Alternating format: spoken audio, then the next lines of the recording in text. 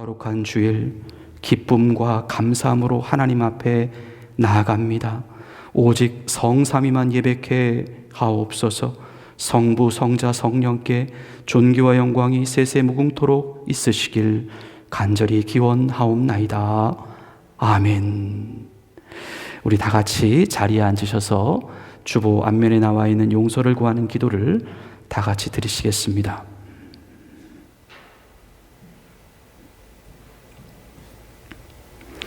주님, 수많은 문제적 현실에 둘러싸여 있습니다.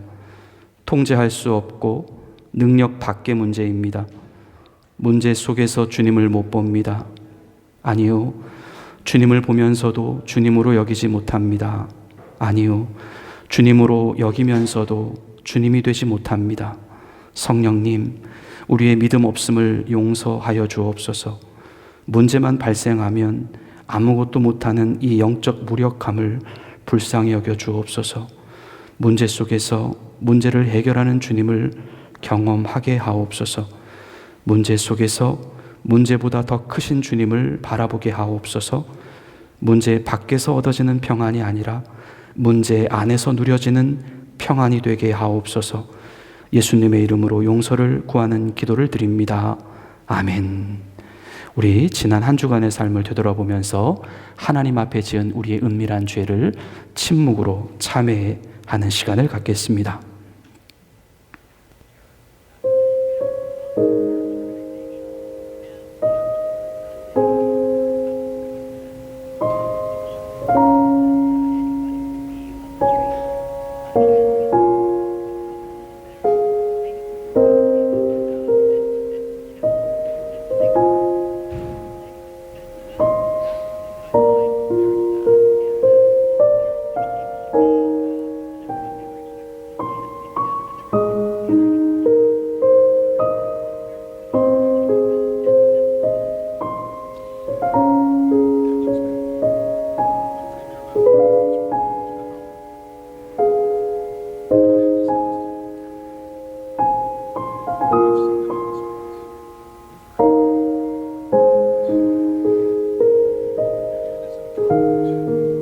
너희 몸은 너희가 하나님께로부터 받은 바 너희 가운데 계신 성령의 전인 줄을 알지 못하느냐?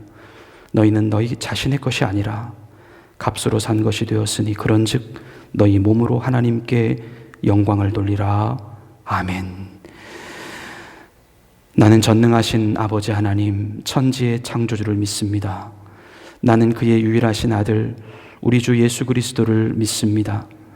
그는 성령으로 잉태되어 동정녀 마리아에게서 나시고 본디오 빌라도에게 고난을 받아 십자가에 못 박혀 죽으시고 장사된 지 사흘 만에 죽은 자 가운데서 다시 살아나셨으며 하늘에 오르시어 전능하신 아버지 하나님 우편에 앉아 계시다가 거기로부터 살아있는 자와 죽은 자를 심판하러 오십니다. 나는 성령을 믿으며 거룩한 공교회와 성도의 교제와 죄를 용서받는 것과 몸의 부활과 영생을 믿습니다. 아멘. 우리 다 같이 자리에서 일어나셔서 주님께 경배와 찬양 올려드리시겠습니다.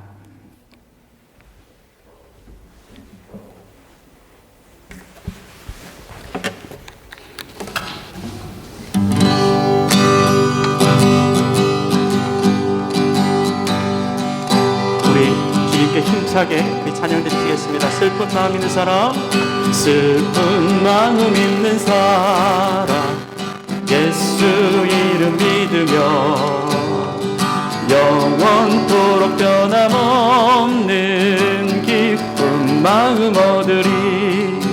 예수의 이름은 세상의 소망이요, 예수의 이름은 전국의 기쁨일세. 거룩하신 주의 이름 너의 방패 삼아라. 환난 시험 당할 때에 주께 기도드려라. 예수의 이름은 세상의 소망이요, 예수의 기쁨일세. 존귀하신 주의 이름 우리 기쁨 되도다. 주의 품에 안길 때에 기뻐 찬송 부르리. 예수의 이름은 세상의 소망이요. 예수의 이름은 전국의 기쁨일세.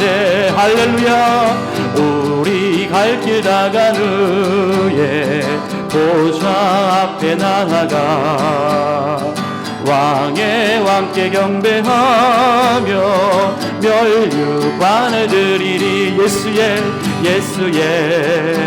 이름은 세상의 소망이요.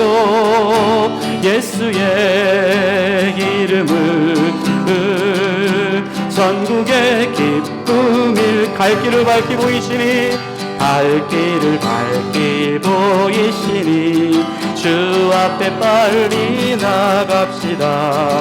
우리를 찾는 구주 예수 또 돌아하시네. 죄악 벗은 우리 영혼을 기뻐 뛰며 주를 보겠네. 하늘에 계신 주 예수를 영원히 섬기리. 아멘. 우리를 오라 하시는 말 기쁘게 듣고 순종하세. 구주를 믿기 지체 말고 속속히 나가세. 죄악 벗은 우리 영혼을 기뻐 뛰며 주를 보겠네. 하늘에 계신 주 예수를 영원히 섬기. 주 오늘 여기 계시오니 주 오늘 여기 계시오니 다 와서 주의 말씀 듣세. 듣기도 하며 생각하니 참 진리시로다. 할렐루야. 죄악 벗은 우리 영혼을 기뻐 뛰며 주를 보겠네. 하늘에 계신 주 예수를 우리 다시 한번 찬양합니다. 갈 길을 밝히 보이시니 갈 길을 밝히 보이시니 주 앞에 빨리 나갑시다.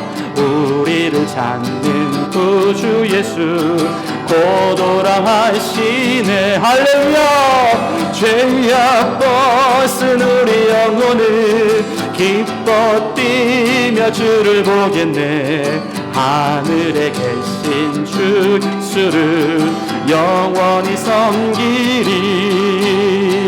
우리를 오라 하시는 말 기쁘게 듣고 순종하세. 구주를 믿기 지체 말고 속속히 나가세. 아멘. 죄악 벗은 우리 영혼을 기뻐 뛰며 주를 보겠네. 하늘에 계신 주 예수를 영원히 섬기리. 주 오늘 여기 계시오니 다 와서 주의 말씀 듣세.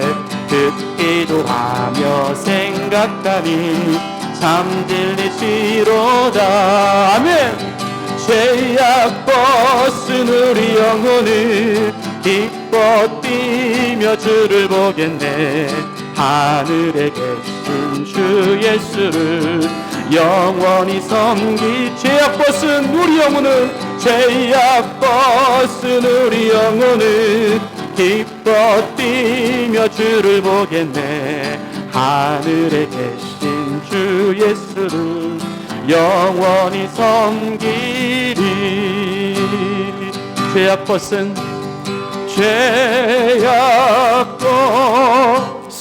우리 영혼은 기뻐 뛰며 주를 보겠네. 하늘에 계신 주 예수를 영원히 섬기리. 우리 큰 소리로 찬양합니다. 나는 어린 양을 따르리. 온 힘 다해 온 마음 다해 그의 명령에 순종하리. 나는 어린 양을 나는 어린 양을 따르리.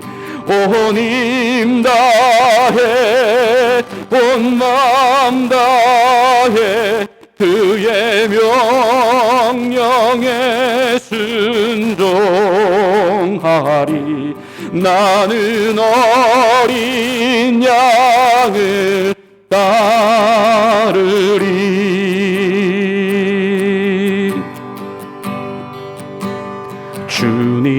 주님은 신실하고 항상 거기 계시네. 주 사랑을 뭐라 할까. 주 사랑이 내 생명보다 귀하고 주 사랑이 파도보다 더 강해요. 세월이 가고 꽃이 시들어도 주 사랑 영원해. 주님 사랑 신실해요. 우리 한 번 더 고백합니다. 주님은 신실하고 항상 거기 계시네. 주 사랑을 뭐라 할까. 주 사랑이 내 생명보다 주 사랑이 내 생명보다 귀하고 주 사랑이 파도보다 강해요. 세월이 가고 꽃이 시들어도 주 사랑 영원해. 주님 사랑 신실해. 주 사랑이 내 생명보다 귀하고 주 사랑이 파도보다 더 강해요. 세월이 가고 꽃이 시들어도 주 사랑 영원해. 주님 사랑 신실해요.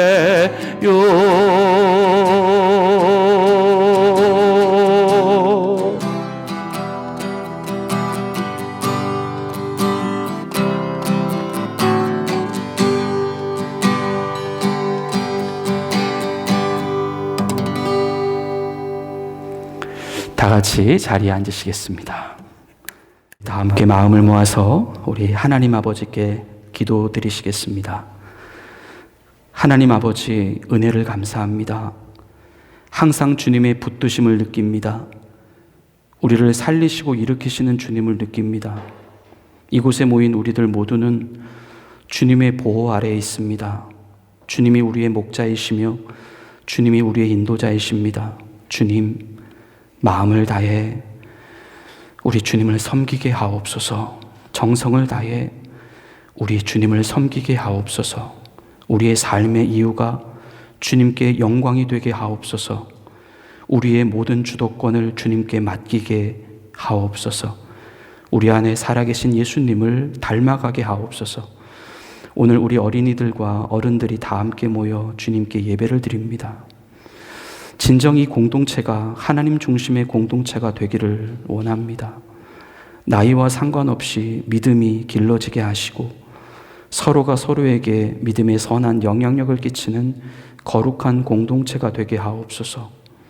이 예배의 자리가 우리 삶의 가장 먼저가 되는 공동체가 되게 하시고, 예배의 자리가 우리의 삶에서 가장 소중함으로 다가오는 공동체가 되게 하옵소서.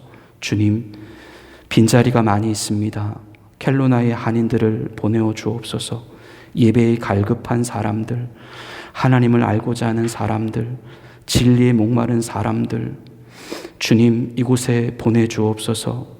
이곳에 모이는 모든 자들이 깨끗한 그릇이신 주님께 담겨 날마다 하늘로 드려지게 하옵소서. 오늘 성찬의 시간이 있습니다. 주님, 이곳에 오셔서 우리를 위해 죽으시고 부활하신 주님을 생생하게 경험하는 시간이 되게 하시고, 성령의 사람으로 변화되어 세상에 나가 예수님의 죽으심과 부활을 죽을 때까지 전하는 우리들 모두가 되게 하여 주옵소서. 예배를 마칠 때까지 우리 모두와 함께하여 주시기를 간절히 바라오며, 우리를 위해 십자가에서 돌아가신 예수님의 이름으로 간절히 기도를 드립니다. 아멘.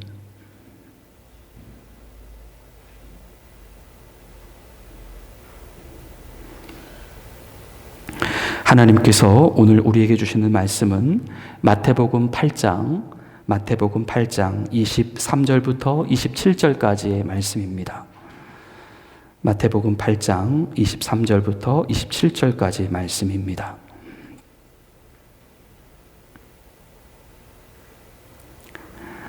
하나님의 말씀을 봉독해 올리겠습니다. 배에 오르심에 제자들이 따랐더니 바다에 큰 놀이 일어나 배가 물결에 덮이게 되었으되 예수께서는 주무시는지라. 그 제자들이 나와 깨우며 이르되 주여 구원하소서, 우리가 죽겠나이다. 예수께서 이르시되 어찌하여 무서워하느냐, 믿음이 작은 자들아 하시고 곧 일어나사 바람과 바다를 꾸짖으시니 아주 잔잔하게 되거늘 그 사람들이 놀랍게 여겨 이르되 이가 어떠한 사람이기에 바람과 바다도 순종하는가 하더라. 아멘. 하나님께서 오늘 이 말씀을 통하여 우리에게 은혜 주시기를 원합니다. 우리는 가끔씩 하나님을 생각할 때는 너무나도 즐겁고 평안하다가 어느 날 문제가 우리 안에 발생하고 또 문제가 생각나게 되면 그 순간 우리에게는 갑자기 공포와 두려움이 몰려옵니다. 그래서 그 순간에 우리는 그냥 문제가 없는 곳에서 조용히 고요하게 신앙생활하고 싶다. 문제가 없기만을 기다립니다. 문제만 없어지면 살 것 같습니다. 문제만 없으면 내가 정말 신앙생활을 잘할 것만 같습니다. 하지만 이 시간 우리가 진짜로 눈여겨보아야 할 문제는 문제가 있어야 주님을 만날 수 있다라고 하는 문제입니다. 문제 속에서 우리가 주님을 경험할 수 있다라고 하는 문제입니다. 문제 안에서 만나는 주님이야말로 진짜 우리의 주님일 수 있는 문제입니다. 왜냐하면 문제를 이기게 하시는 주님이 되셔야 그 주님이 진짜 나의 주님이 되실 수가 있기 때문입니다. 물론 우리가 지난주에도 말씀을 드린 바와 같이 우리 주님은 우리 자신의 문제의 이김과 짐과는 상관없이 항상 언제나 우리의 주님이 되십니다. 주님은 언제나 우리와 함께 하십니다. 하지만 사실상 주님이 과연 이 천지 만물을 다스리는 만유의 주인이신 온 우주의 통치자이신 우리 하나님이 우리의 주인이라고 하신다면 우리는 정말 이 문제 속에서 주님을 경험할 수 있어야 합니다. 문제 속에서 주님 때문에 평안할 수 있어야 하고요. 문제 속에서 주님 때문에 인내할 수 있어야 하고요. 문제 속에서 주님 때문에 기뻐할 수 있어야 하고요. 문제 속에서 주님 때문에 감사할 수 있고, 주님 때문에 예배할 수 있고, 주님 때문에 사랑할 수 있고, 주님 때문에 용서할 수 있어야 합니다. 그렇게 우리는 주님 때문에 소망을 갖고 위로를 가질 수 있어야 한다는 것이죠. 모든 문제 속에서 우리는 주님 때문에 회복이 될 수 있어야 한다는 것입니다. 결과적으로 주님이 우리에게 그런 주님이 되실 수 있어야지만 우리는 진정 그 주님을 나의 주님으로 인식하게 된다라는 의미입니다. 우리가 주님을 만나게 되는 현장은요, 아무런 바람이 불지 않은 무풍지가 아니라는 것이죠. 우리가 주님을 만나는 현장은 문제가 끊임없이 반복되고 발생하는 폭풍우 속의 한가운데라는 것입니다. 주님이 자신의 존재를 문제 속에서 드러내기로 작정하셨기 때문입니다.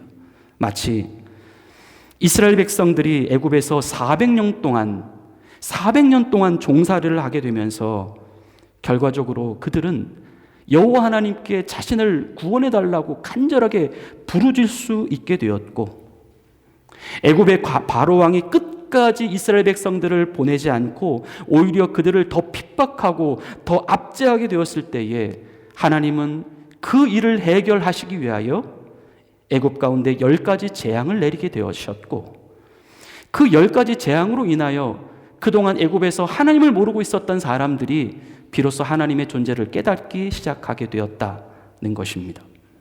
더불어 이스라엘 백성들이 앞에는 홍해바다가 놓여 있고 뒤에는 애국 군사가 쫓아오고 있는 그 앞뒤가 꽉 막혀 있는 진퇴 양난의 상황에 들어가게 되었을 때에 하나님은 그때 그들을 구원해 내시기 위하여 홍해바다를 가르시는 역사를 보여주셨던 것입니다. 하나님은 그렇게 인간의 역사 속에서 이 문제들을 허락해 오셨고 그 문제를 해결하시는 하나님으로 등장해 오셨다는 것입니다. 우리는 정말 통찰력을 가지고 세상을 바라볼 수 있어야 합니다. 그러한 시선으로 우리의 삶을 관찰할 수 있어야 합니다. 하나님께서 왜 나에게 문제를 발생시키시는지, 하나님께서 왜 나의 삶에, 왜 이 고요한 나의 삶에 왜 풍랑이 일게 하시는지, 그리고 우리는 그 순간 그 문제를 어떻게 해석하고 받아들여야 할 것인지, 그리고 그 문제를 어떻게 다루어야 할 것인지, 결과적으로 우리는 그러한 과정들을 통하여서 우리가 믿는 하나님을 실제로 그리고 생생하게 경험해 나갈 수 있게 된다는 것입니다. 우리 말씀 한 구절 볼까요? 신명기 8장 2절 말씀입니다. 내 하나님 여호와께서 이 40년 동안에 내게 광야길을 걷게 하신 것을 기억하라. 이는 너를 낮추시며 너를 시험하사 내 마음이 어떠한지 그 명령을 지키는지 지키지 않는지를 알려 하심이라. 우리 다음 말씀도 보시겠습니다. 신명기 8장 3절부터 4절입니다. 너를 낮추시며 너를 줄이게 하시며 또 너도 알지 못하며 내게 조상들도 알지 못하던 만나를 내게 먹이신 것은 사람이 떡으로만 사는 것이 아니요 여호와 입에서 나오는 모든 말씀으로 사는 줄을 내가 알게 하려 하심이니라. 이 40년 동안 내 의복이 헤어지지 아니하였고 내 발이 부르트지 아니하였느니라. 우리가 문제의 과정을 겪지 않았다라고 한다면 과연 하나님을 기억하는 것이 가능했을까요? 이처럼 낮아지고 줄이고 외로워지는 과정, 이처럼 결핍의 과정이 없이 우리 안에 하나님을 붙잡고 하나님을 의지하려고 하는 모습이 가능했을까요? 이스라엘이 광야길을 거쳐가야만 했던 이유, 이스라엘 백성들이 먹을 것이 없어서 힘들어야만 했었던 이유, 그 모든 것이 그들로 하여금 우리 하나님을 기억하도록 만드시게 하기 위한 하나님의 의도이셨다라고 하는 말씀입니다. 그래서 하나님은 시편 46편 1절 말씀에서 이렇게 말씀합니다. 하나님은 우리의 피난처시오 힘이시니 환난 중에 만날 큰 도움이시라. 고린도후서 1장 4절의 말씀입니다. 우리의 모든 환난 중에 우리를 위로하사 우리로 하여금 하나님께 받는 위로로서 모든 환난 중에 있는 자들을 능히 위로하게 하시는 이시로다. 아멘. 하나님께서 우리의 피난처가 되어주시기 위하여 우리의 삶을 어디론가 피하고 싶어지는 상황으로 만드셨다. 하나님께서 우리의 힘이 되어주시기 위하여 우리를 힘 없는 상황으로 만들어주셨다. 우리를 위로하시기 위하여, 우리 삶에 위로가 필요한 상황으로 우리를 만들어 주셨다. 물론 이 말씀을 우리가 다르게 오해해서는 안 됩니다. 우리가 그러한 하나님을 경험하고자 일부러 그러한 상황으로 들어가자, 그런 말씀을 드리는 것이 아닙니다. 바로 우리의 삶에 불가피한 문제, 피할 수 없고 어쩔 수 없고 그냥 그대로 떠안을 수밖에 없는 문제, 그런 문제를 만나게 되었을 때를 이야기하는 것입니다. 그 상황을 어떻게 해석할 것인가? 어떻게 그 문제를 이해하고 받아들일 것인가? 그 앞에서 말씀드린 우리의 삶의 평안이 깨어지게 되는 순간 말입니다. 어느 날 하나님을 생각하면 그렇게 즐겁고 행복하다가 이 문제만 생각하면 공포와 두려움이 몰려올 그때 말입니다. 그래서 문제가 없는 곳으로만 피해가고 싶고, 문제가 그냥 없기만을 바라고 있고, 문제만 없어지면 그냥 살 것만 같은 그런 순간을 맞이하게 되는 바로 그때입니다. 근데 그러한 때에 우리는 이 철저히 하나님과 문제라는 것이 우리 안에서 분리가 되고 있다라는 경험을 갖게 된다는 것이죠. 즉, 문제는 문제일 뿐이고 하나님은 하나님일 뿐이고, 하나님이 이 문제를 해결하시는 어떠한 대안도 되지를 못하신다는 것입니다. 하나님께서 문제를 이기지를 못하십니다. 우리 안에서 이 문제가 하나님보다 더 커져 버리는 것입니다.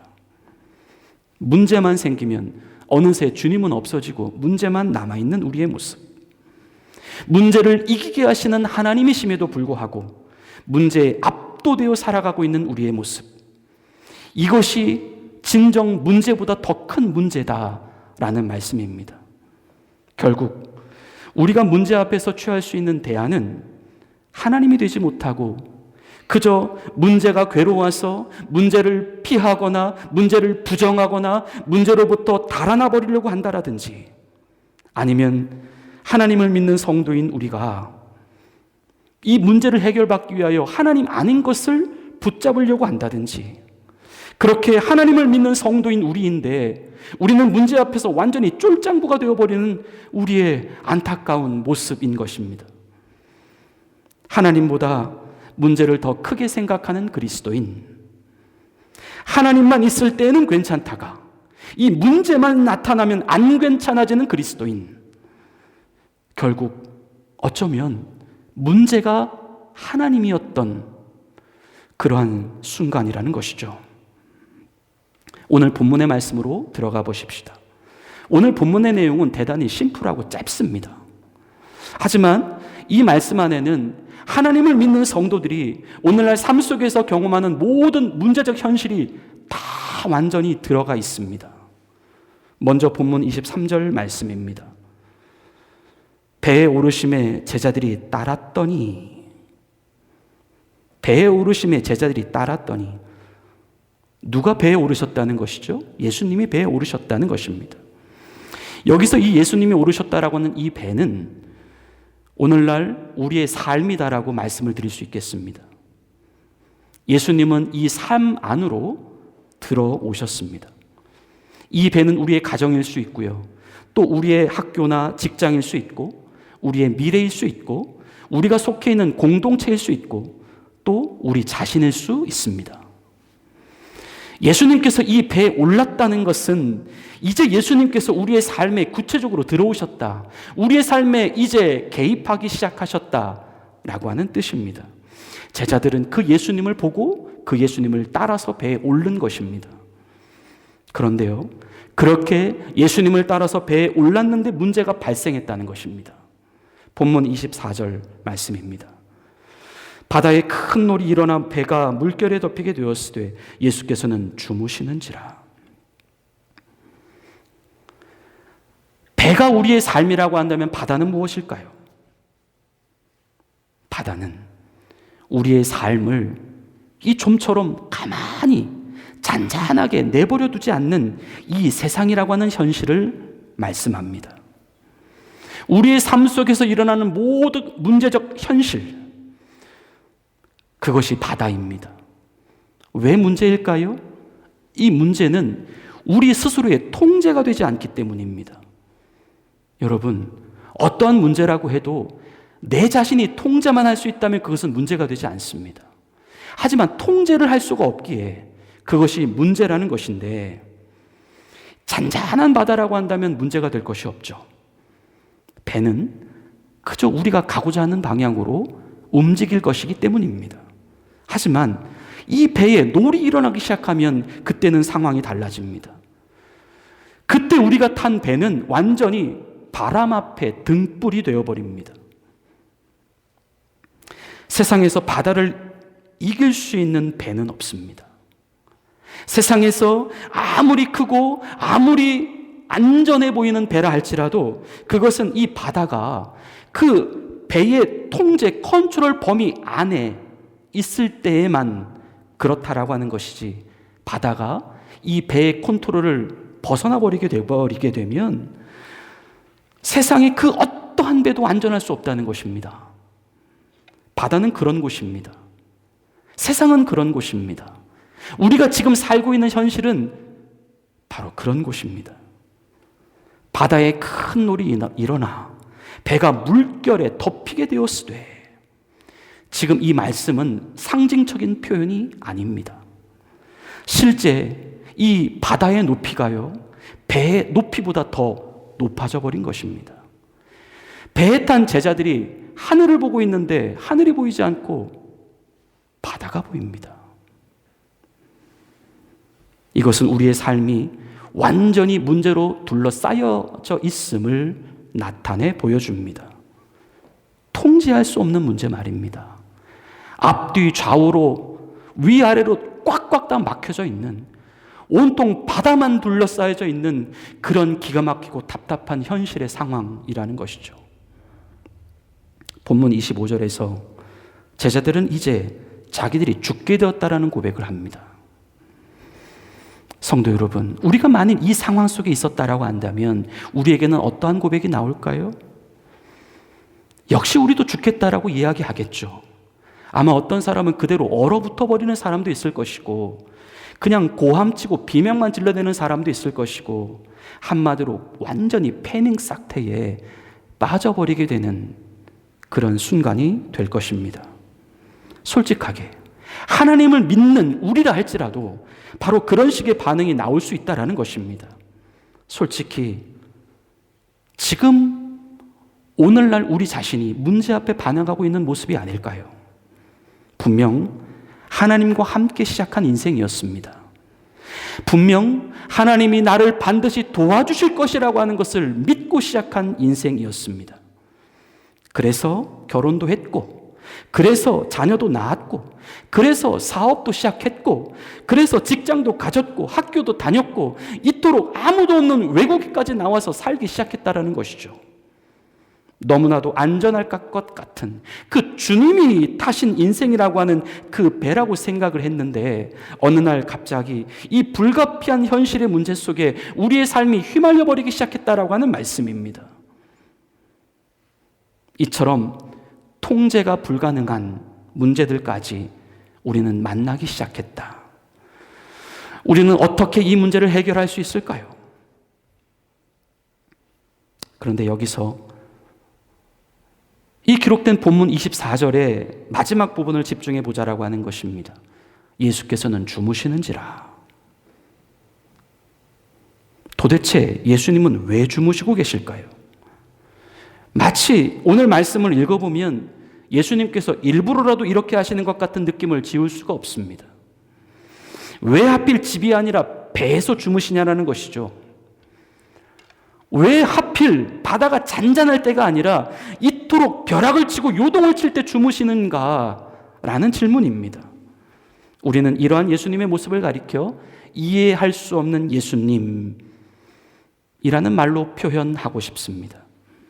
이해할 수 없는 하나님, 도저히 이해가 되지 않는 하나님, 우리가 살아가는 인생, 우리가 취해 나가고 있는 신앙생활 가운데에 이처럼 하나님에 대하여 이해가 가지 않는 문제들이 너무나도 많이 있습니다. 아니, 이 문제는 문제라고 쳐도요, 이 문제에 전혀 반응을 안 하고 계시는 것 같은 그 하나님의 이해할 수 없는 모습들이 우리의 삶에는 너무나도 많이 있다라는 것입니다. 지금 제자들이 보고 있는 예수님은 바로 그런 예수님이십니다. 한 번 더 24절의 말씀을 읽어보겠습니다. 바다에 큰 놀이 일어나 배가 물결에 덮이게 되었을 때 예수께서는 주무시는지라. 도대체 이 문제를 어떻게 해야 할까요? 주무시고 계시는 예수님을 바라보며 우리는 진정 예수님을 예수님으로 느끼지를 못합니다. 예수님의 필요성을 발견하지 못합니다. 예수님의 존재 자체가 더 이상 내 자신에게 의미 있는 존재로 다가오지가 않습니다. 결국 예수님이 우리 가운데 분명 계심에도 불구하고 더 이상 주님이 안 계신 것 같은 그런 이상하고도 모순된 어정쩡한 신앙인의 모습이 되어가고 있다는 것입니다.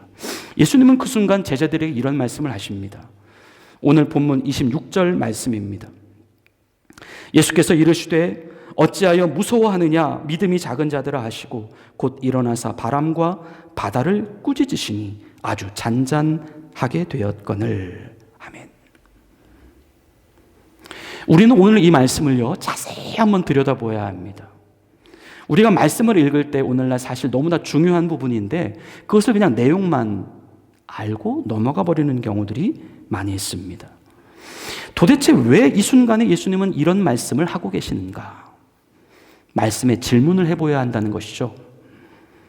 어차피 예수님께서 결국에는 이처럼 잔잔하게 하실 거라면 왜 예수님은 이처럼 처음부터 바다에 큰 노를 일어나게 하셨던 것일까라는 질문입니다. 결국 제자들의 믿음을 보기 위한 수단이었다는 것입니다. 다시 한번요. 결국 예수님께서 제자들의 믿음을 확인하기 위한 도구였다라는 것입니다.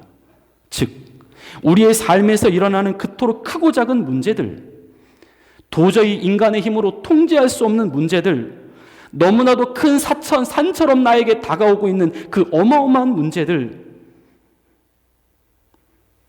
만일 이런 문제들이 없었다면, 즉 만일 그들의 인생 가운데에 바다가 계속해서 잔잔하기만 했다면 그들의 믿음의 있고 없음을 도저히 알 수가 없다는 것이죠. 믿음이라고 하는 건 문제 속에서만 검증이 될 수가 있습니다. 문제가 일어나 봐야 믿음이 정말 큰지 작은지 또는 믿음이 있는지 없는지를 우리가 알 수 있게 된다라고 하는 말씀입니다. 결국 우리의 삶에 문제가 발생하게 되는 그 이유, 그것은 주님께서 우리의 믿음을 체크하기 위함이십니다. 그리고 주님이 큰 노를 허락하시는 이유는 또 한 가지가 더 있습니다.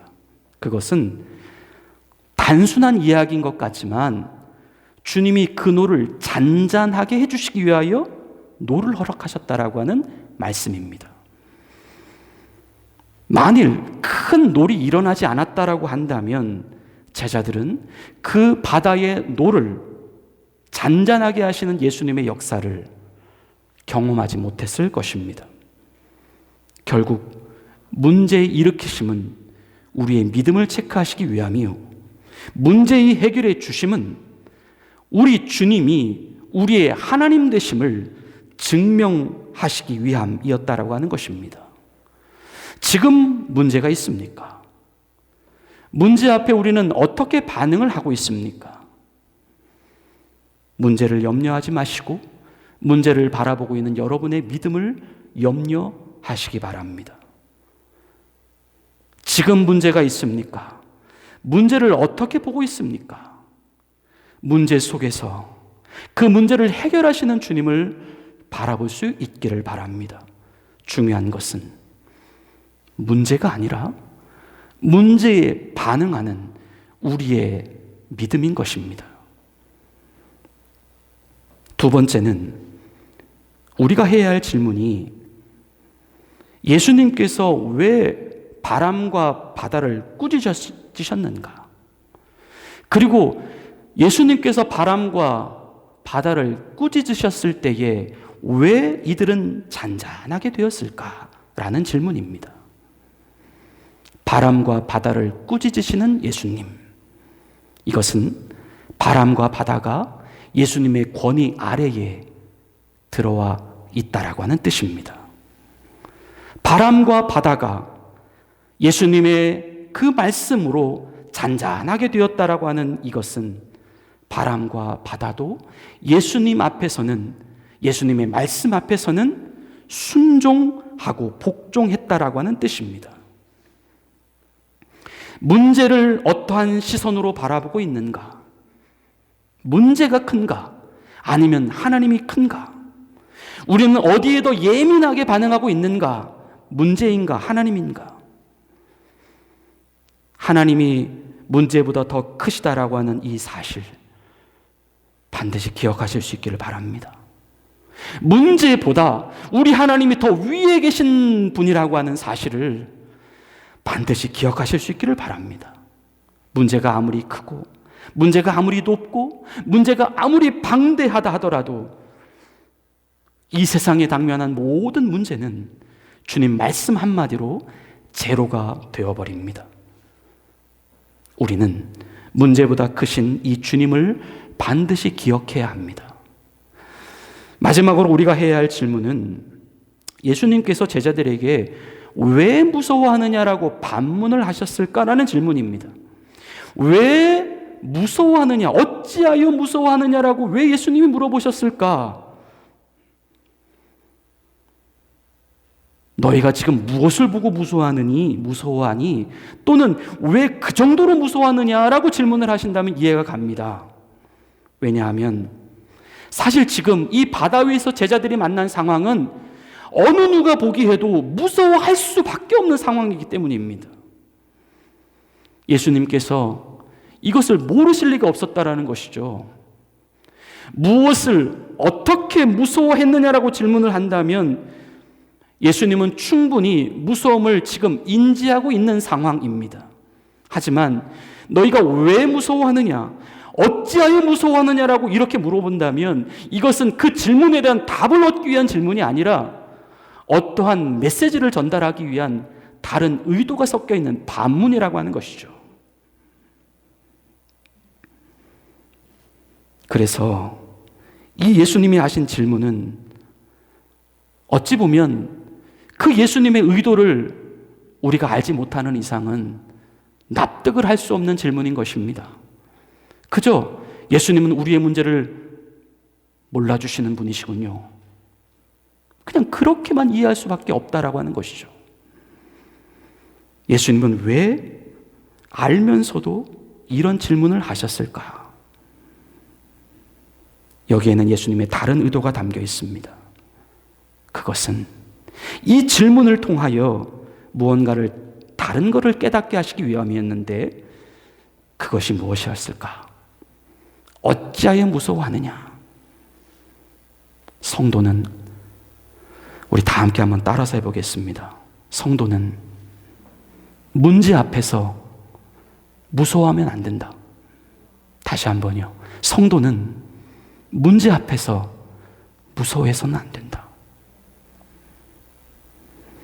성도는 문제 앞에서 문제를 무서워해서는 안 되고, 성도는 문제 앞에서 문제보다 더 크신 하나님을 생각해야 한다라고 하는 것입니다. 그리고 성도는 문제 앞에서 평안할 수 있어야 한다라고 하는 것입니다. 어찌하여 무서워하느냐? 성도는 문제 앞에서 오히려 평안할 수 있어야 한다는 것입니다.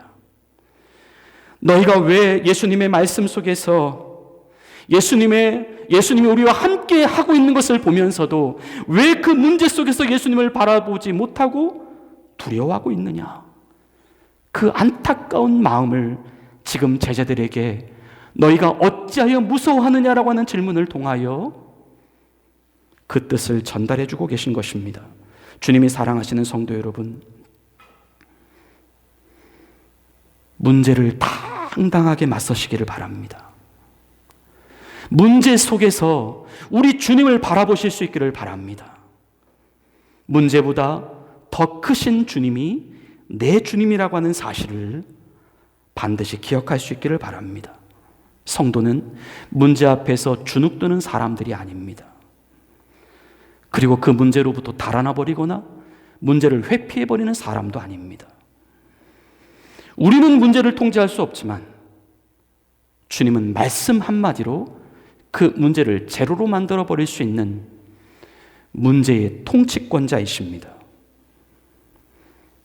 우리의 삶에 그러한 주님께서 문제를 허락하실 수밖에 없는 의도를 알아야 한다는 것이죠.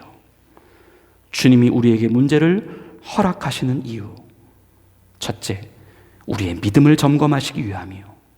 둘째, 그 문제를 해결해 주시는 하나님을 바라보게 하시기 위함이요. 셋째, 문제보다 더 크신 하나님을 알게 하시기 위함이요. 넷째, 문제 앞에서 우리의 두려움을 거두어 가시게 하기 위함인 것입니다.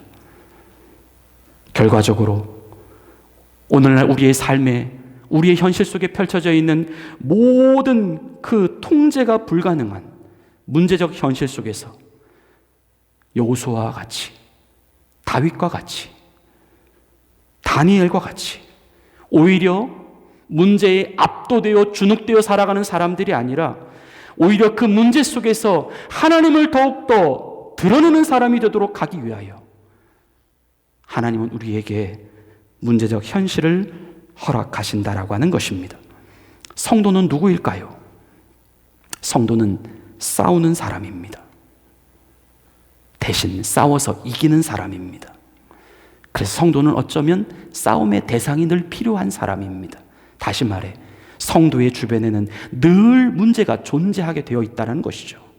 물론 여기서의 싸움이란 우리의 감정이나 몸으로 하는 물리적 싸움을 말하는 것이 아니라 우리를 둘러싸고 있는 세상의 모든 문제적 현실 속에서 하나님의 영광을 드러내야만 한다라고 하는 영적 싸움입니다.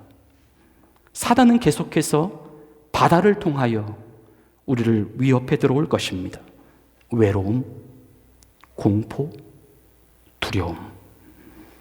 지금 당장 해결하지 않으면 나에게 불이익이 찾아올 것만 같은 그러한 문제들, 사람들과의 그 복잡하고도 그 말로 형용할 수 없는 그 미묘한 감정들과 관계들, 그 속에서 발생하는 모든 오해, 시기, 다툼, 거절과 이 마음의 상한 마음들, 사단은 그런 것들을 흔들어 쥐고 우리의 두려움이라는 감정을 계속해서 심어주려고 할 것이라고 하는 말씀입니다. 그 두려움을 증폭시켜서 우리의 눈을 통하여 우리와 함께 계신 주님을 바라보지 못하도록 만들고 그 결과 우리가 주님이 계심에도 불구하고 주님이 안 계신 것 같은 인생으로 살아가도록 만들려고 하는 그들의 매우 교활한 전략인 것입니다. 우리는 이 영적 싸움에 패배해서는 안 됩니다. 오히려 통제할 수 없는 문제적 상황 속에서 오히려 당당하게 그 문제와 맞서는 믿음의 사람들이 되어야 합니다. 우리 예수님이 문제보다 큽니다. 예수님을 우리가 모시고 있는데 두려워할 이유가 없습니다. 오히려 문제가 있다면 감사합니다. 그 문제를 해결하시는 우리 하나님의 능력을 볼 것이기 때문입니다. 그러한 경험이 우리 안에 계속해서 쌓여져 갈 때에 그것이 비로소 우리의 믿음의 성장이 되고 그 경험들로 인하여 우리는 믿음의 대장부가 될 수 있는 것입니다. 하나님을 기쁘시게 해드리는 참 믿음의 성도들이 되시기를 예수님의 이름으로 간절히 축원을 드립니다. 우리 다 함께 주 품에 품으소서 우리 찬양 드리시면서 주님의 제정하신 성찬의 시간으로 나아가시겠습니다.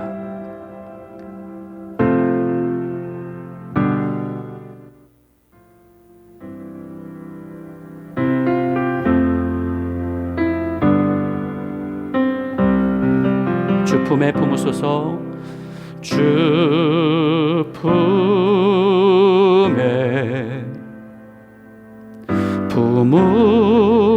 품으소서. 능력에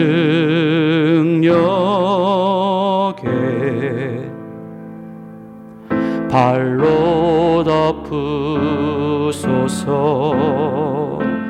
거친 파도 날 향해 와도 주와 함께 날아오르리. 폭풍 가운데 나의 영혼 잠잠하게 주를 보리라.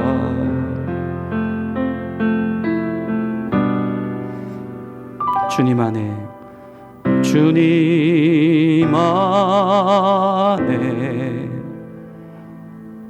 나 거하리. 주 능력, 주 능력 잠잠히 믿네.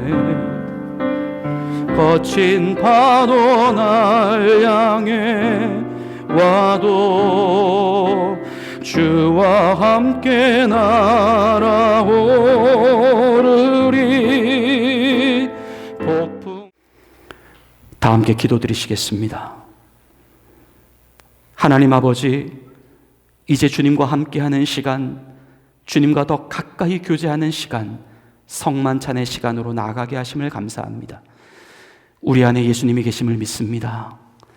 예수님이 우리와 한 몸 된 것을 우리가 기억합니다. 이 시간 말씀으로 뿐만 아니라 이 모습을 통해 우리가 예수님과 한 몸이라고 하는 사실을 보여주시니 감사합니다. 주님, 이제 주님의 살과 주님의 피를 나누는 거룩하고 복된 성찬의 시간으로 나아가려고 하오니 성령님, 이 시간 우리와 함께하여 주옵소서. 보이지 않는, 하지만 확실히 계시는 우리 주님을 믿음의 눈으로 바라볼 수 있는 시간 되게 하옵소서. 예수님의 이름으로 간절히 기도를 드립니다. 아멘. 우리 예수님께서는 십자가에 달리시기 전 제자들과 함께 마지막 식사를 하셨을 때에 주님은 떡을 높이 드시며 하늘을 우러러 축사하셨습니다. 그리고 주님은 이 떡을 자신의 몸이 십자가에서 찢겨지듯 쪼개시고 찢으시며 제자들에게 말씀하십니다. 받아 먹으라. 이 떡은 나의 몸이다. 오늘 이 떡을 받는 우리들 모두 내 안에 주님이 계심을 다시 한번 확신하고 우리 주님과 함께 두려움 없는 인생을 살아가시기를 기도합니다. 주님은 식후에 제자들과 함께 잔을 나누셨습니다. 하늘을 우러러 축사하십니다. 이 잔은 모든 사람의 죄를 위하여 흘리는 나의 피다. 피로 세우는 새 언약이다. 이거를 기념하여 마실 때마다 주의 죽으심과 주의 부활하심을 증거하라 말씀하셨습니다. 오늘 이 잔을 받는 우리들 모두 우리가 예수님의 피로 깨끗하게 되었음을 확신하고 세상에 나가 자신 있게 당당하게 그리고 주님께 받은 그 용서로 그 어떠한 사람도 용서하는 믿음의 사람들로 살아가시기를 기도합니다. 우리 이제 다 같이 앞으로 나오셔서 떡과 잔을 받으시겠습니다. 주님의 몸입니다. 주님의 피입니다. 주님의 몸입니다. 주님의 피입니다. 주님의 몸입니다. 주님의 피. 주님의 몸입니다. 주님의 피입니다. 주님의 몸입니다. 주님의 피입니다. 주님의 몸입니다. 주님의 피입니다.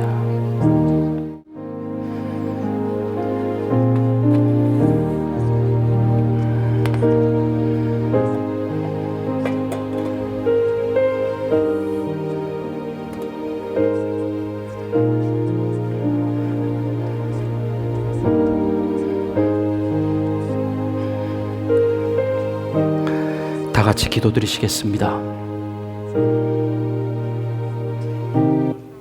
하나님 아버지, 우리가 이제 다시 한번 하나님의 말씀으로, 하나님의 능력으로 일어나기를 원합니다. 주님만 우리와 함께 하신다면 우리는 부족할 것이 없습니다. 주님 우리의 힘이시고 우리의 능력이시며 우리의 피난처이시며 우리의 위로자이십니다. 이제 우리가 주님을 가졌으니 이 주님과 더불어 승리하는 성도의 삶이 되게 하옵소서. 예수님의 이름으로 간절히 기도를 드립니다. 아멘. 제자들은 성찬의 시간을 마치시고 제자들과 함께 찬미하시며 감람산으로 올라가셨습니다. 우리도 다시 한번 주 품에 품으소서. 우리 이어서 한 번 더 찬양하시겠습니다.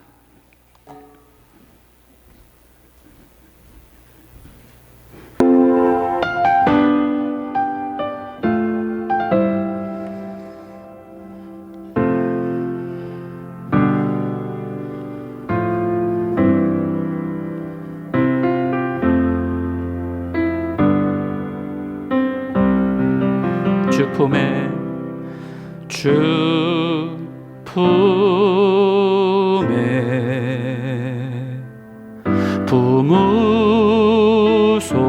품으소서.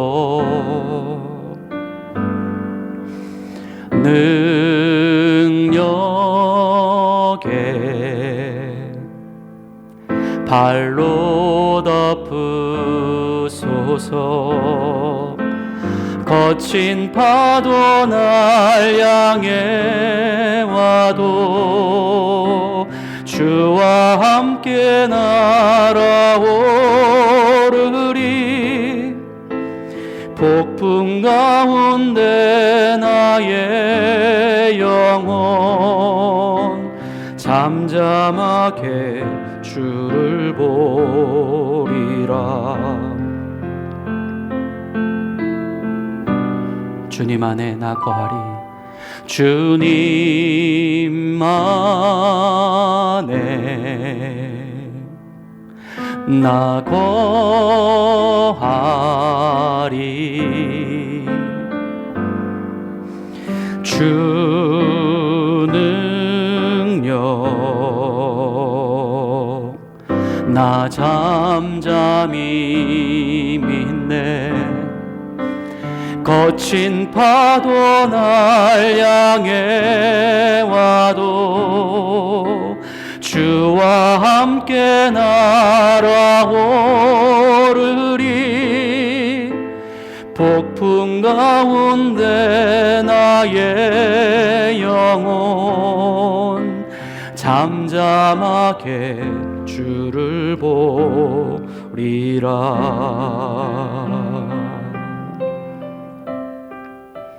우리 이제 봉헌성 주님께 드리시며 모아진 예물 하나님께 정성껏 올려드리시겠습니다.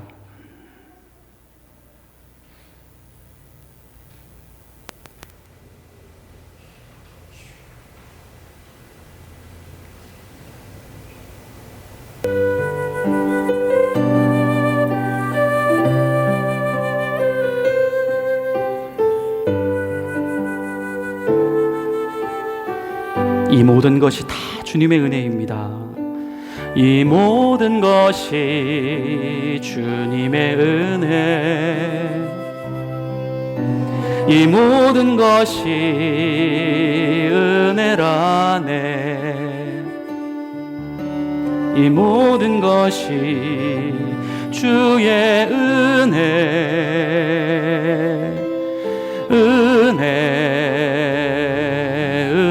은혜라네. 내가 가진 것들 중에 받지 않은 것 하나도 없으니 오직 주님의 은혜라. 이 은혜를 깨달음도 모두 주님께 있으니 모든 것이 주님의 선물.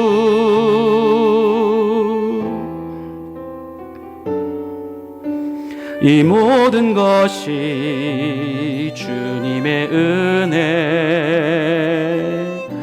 이 모든 것이 은혜라네. 이 모든 것이 주의 은혜,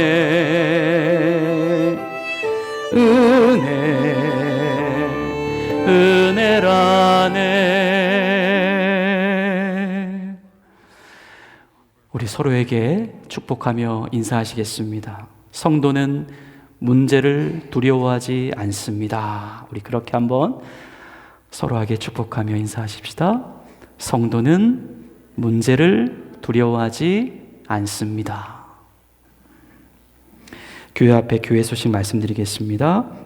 우리 예배 후에 또 간식이 준비되어 있습니다. 함께 교제하시고 우리 돌아가시고, 오늘은 이제 첫 주 패밀리 서비스인 관계로 주일 말씀 나눔은 없습니다.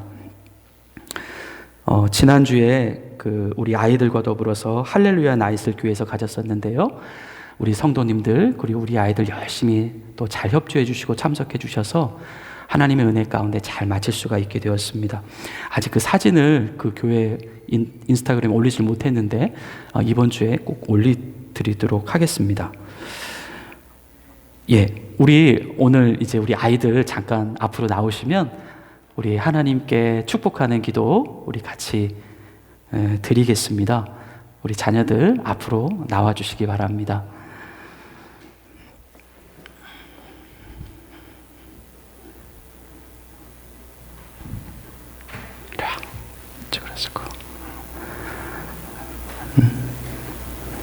우리 주리, 주한이, 그리고 우리 방울이, 보송이.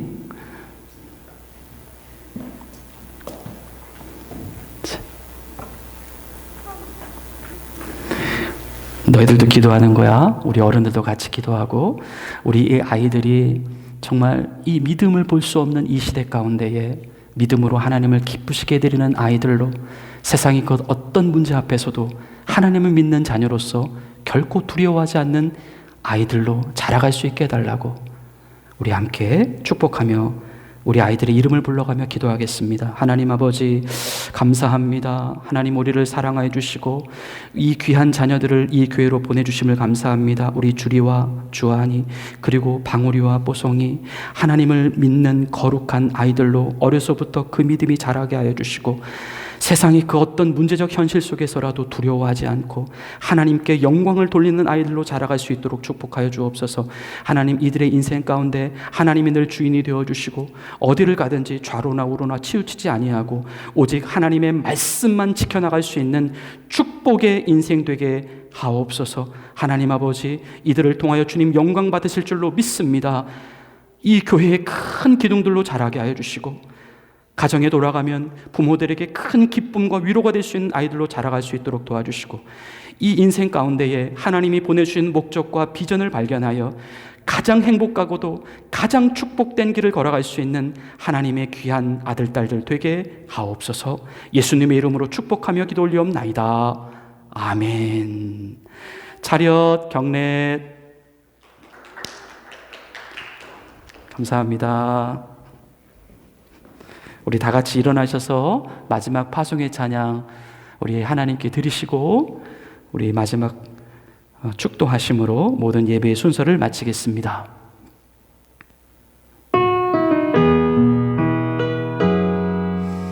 우리 힘차게 찬양하시겠습니다. 민족의 가슴마다 민족의 가슴마다 피 묻은 그리스도를 심어 이 땅에 푸르고 푸른 그리스도의 계절이 오게 하소서 오게 하소서 이 땅에 하나님의 나라가 이루어지게 하옵소서. 모든 사람의 마음과 교회와 가정에도 하나님 나라가 임하게 하여 주소서. 주의 성도들이 예수의 꿈을 꾸고 인류 구원의 환상을 보게 하소서.